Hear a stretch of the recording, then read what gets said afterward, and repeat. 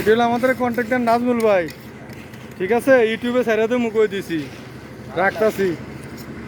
আর এটা হইলো হেড মিস্ত্রি আমাদের। আর আমাদের অনেক বাইরে দেখেন ওই কোণে আছে হইলো আমাদের ইঞ্জিনিয়ার ভাই, কাদের ভাই। সবার কাজ চলমান, সবাই দেখেন ঢালাই কাজ চলতে আছে। ধন্যবাদ সবাইকে।